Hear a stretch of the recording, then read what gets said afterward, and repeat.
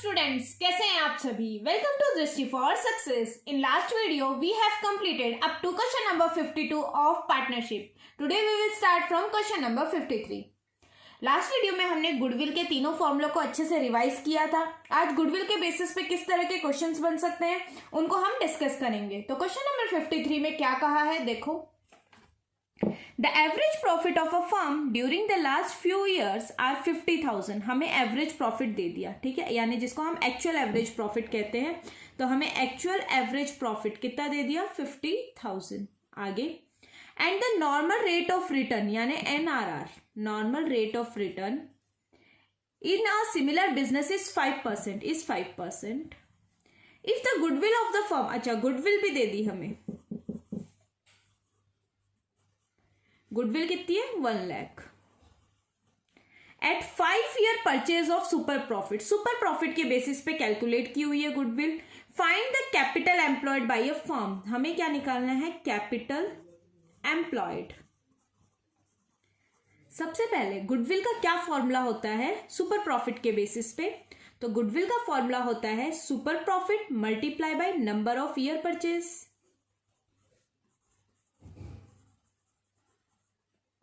Okay, goodwill हमारी 1 lakh rupees है, super profit हमारा कितना है नहीं पता हमें, और नंबर ऑफ ईयर परचेज कितना है, 5 ईयर परचेज का है, तो इंटू 5।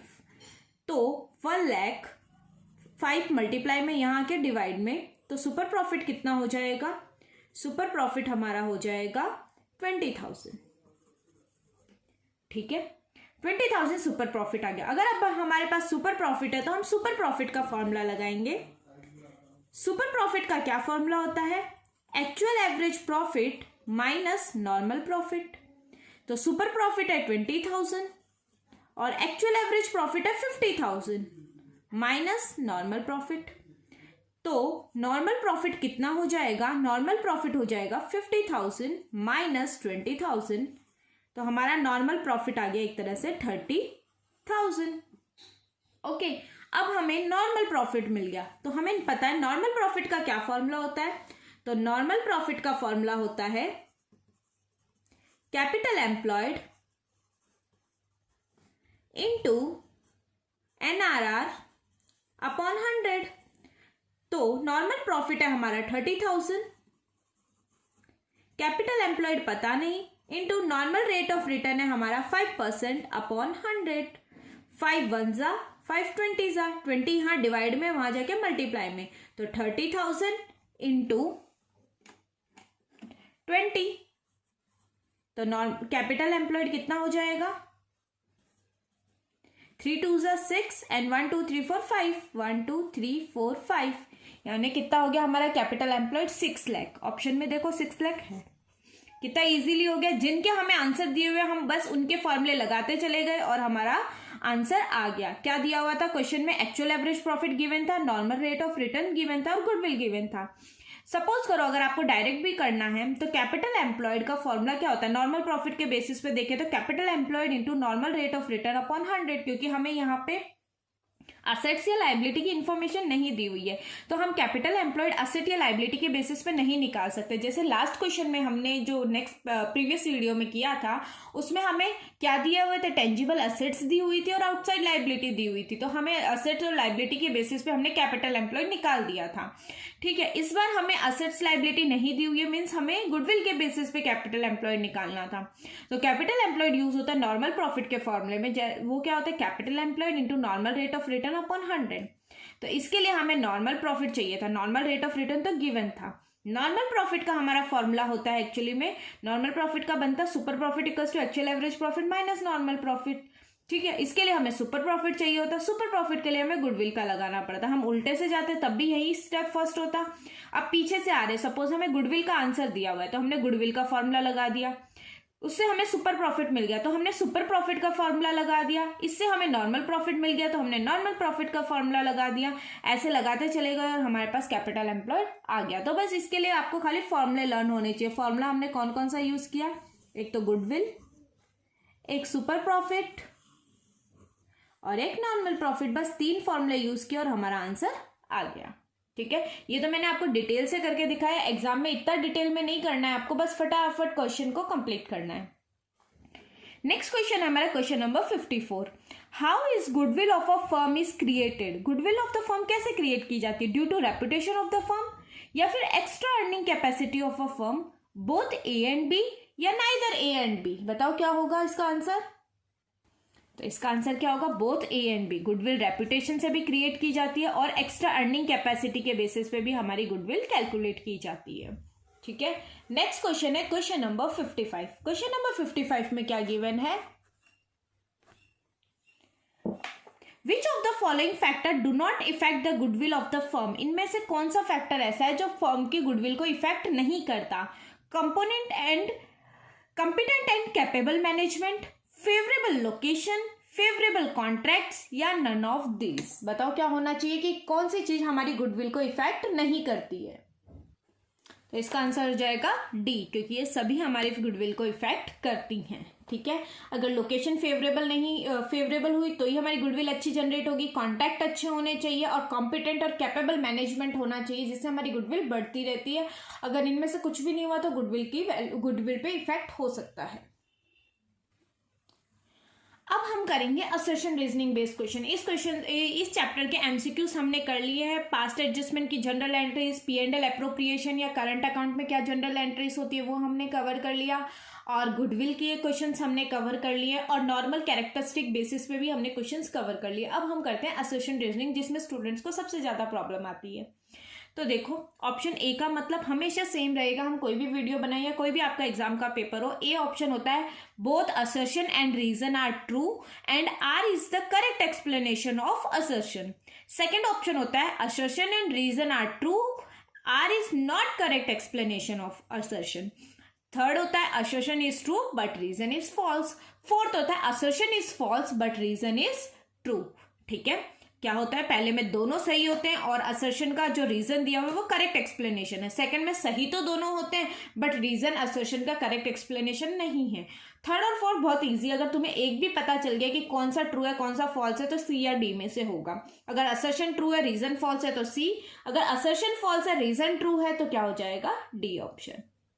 चलो अब हम स्टार्ट करते हैं क्वेश्चन नंबर 56। क्वेश्चन नंबर 56 में क्या कहा है? Partner share profit and losses equally. Reason क्या कहा है?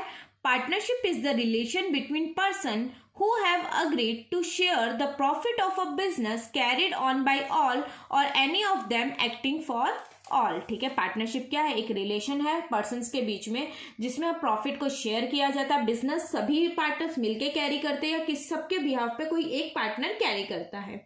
ठीक है, तो इसमें ये तो 100% ट्रू है।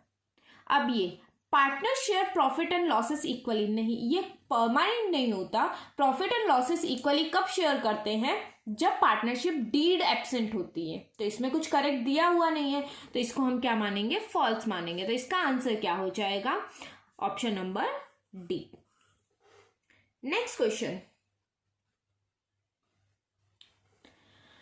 The development of business depends on the active partner only. क्या कहा है? बिजनेस का डेवलपमेंट खाली एक्टिव पार्टनर के ऊपर डिपेंड होता है। क्या ये सही है? Active partner is a person who provides his share in capital and also take active part in the management of a business। ठीक है, एक्टिव पार्टनर की डेफिनेशन तो सही बताइए। एक्टिव पार्टनर वो होता है जो कैपिटल में भी शेयर देता है, प्रॉफिट में भी हिस्सा लेता है और बिजनेस की एक्टिविटीज में एक्टिवली पार्टिसिपेट करता है। ठीक है, लेकिन क्या बिजनेस का डेवलपमेंट एक्टिव पार्टनर पे डिपेंड होता है? बिल्कुल नहीं। ठीक है, ऐसा कुछ नहीं होता। नहीं तो अगर एक्टिव पार्टनर पे ही बिजनेस का डेवलपमेंट डिपेंड होता तो हम फर्म के अंदर ओनली एक्टिव पार्टनर्स ही रखते। स्लीपिंग पार्टनर, डोरमेंट पार्टनर्स, ये सब पार्टनर क्यों रखते? फिर तो ऐसी पार्टनरशिप चलती ही नहीं ना। तो ये नहीं हो सकता। तो इसका आंसर भी क्या हो जाएगा? डी। ठीक है, because active partner take in the part of the management of the business, the development of business depends on him but it is not completely true as all other partners are to be consulted for the same। okay, next question number 58। assertion दिया हुआ है secret partner does not participate in the affairs of the management। next, the secret partner is not liable to pay debt of the firm। बिल्कुल गलत। Secret partner हमें पता है business के management के अफेयर्स में पार्टिसिपेट नहीं करता। बट सीक्रेट पार्टनर को डेट तो पे करने ही पड़ेंगे, वो प्रॉफिट में हिस्सा लेगा तो उसको डेट भी तो पे करने पड़ेंगे, तो ये गलत है, ये सही है। तो ऐसे ये सी और डी वाले ऑप्शंस तो आप बहुत इजीली कवर कर सकते हो। बच्चे कंफ्यूज होते हैं ए और बी ऑप्शन में, ठीक है।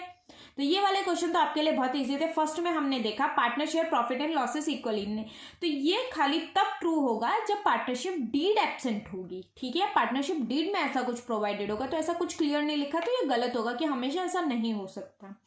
फिर रीजन उसका दिया हुआ था कि partnership is the relation between person, मतलब पार्टनरशिप की एक तरह से डेफिनेशन दे दी थी, ठीक है, बिल्कुल सही था।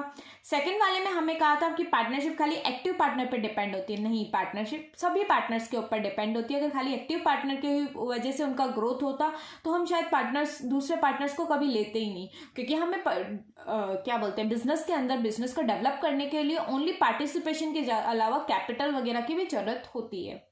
थर्ड हमें कहा था कि सीक्रेट पार्टनर है ना, जो बिजनेस के मैनेजमेंट के अफेयर्स में पार्टिसिपेट नहीं करता, बिल्कुल नहीं करता, लेकिन वो डेप्ट में हिस्सा नहीं लेता, ऐसा नहीं होता, वो डेप्ट में हिस्सा लेता है, ठीक है। नेक्स्ट है क्वेश्चन नंबर 59। क्वेश्चन नंबर 59 के असर्शन में क्या दिया हुआ है, nominal partner do not share the profit and losses of the firm. Reason क्या दिया हुआ है, a firm only uses the name and reputation of the nominal partner. क्या कहा था कि nominal partner do not share the profit and losses of the firm, बिल्कुल सही है, नॉमिनल पार्टनर कभी भी प्रॉफिट एंड लॉसेस शेयर नहीं करता फर्म के, ठीक है। रीजन में क्या दिया, अ firm only uses the name and reputation of the nominal partner. Nominal partner वो होता है जिसका बिजनेस नेम और क्या यूज करता है, रेपुटेशन यूज करता है, ये भी बिल्कुल सही है। बट क्या इसका रीजन सही है, अब रीजन सही है या नहीं ये देखने के लिए आप कैसे करोगे, तो क्वेश्चन बना लोगे, असर्शन को एक क्वेश्चन बना लोगे, does nominal partner do not share the profit and losses of the firm. तो आंसर में क्या ऐसा लिखेंगे हम कि नॉमिनल पार्टनर क्या होता है, नहीं, हम तो ये लिखते हैं ना क्यों शेयर करता है या क्यों शेयर नहीं करता, ठीक है। लेकिन रीजन में तो हमें क्या दिया है, नॉमिनल पार्टनर कौन होता है वो दिया हुआ है, तो क्या होगा, ए और बी दोनों ट्रू तो है, बिल्कुल ट्रू है, बट ये इसका करेक्ट एक्सप्लेनेशन नहीं है कि प्रॉफिट में हिस्सा क्यों नहीं शेयर करता, ये नहीं दिया हुआ। रीजन में खाली ये दिया नॉमिनल पार्टनर क्या होता है, तो इसका आंसर क्या हो जाएगा, बी। ऐसे क्वेश्चन बना लिया अगर अस्टेशन को, फिर उसका आंसर रीजन में आ रहा है या नहीं आ रहा है ये पता करने लग गए ना अगर तुम, तो अस्टेशन रीजन आपके कभी भी रॉन्ग नहीं जाएंगे, ठीक है। इसी के साथ इस वीडियो में हमने क्वेश्चन नंबर 59 तक कवर कर लिए हैं। आगे के क्वेश्चन हम हमारी नेक्स्ट वीडियो में कवर करेंगे। So thank you for watching the video and keep learning and all the best for your exam.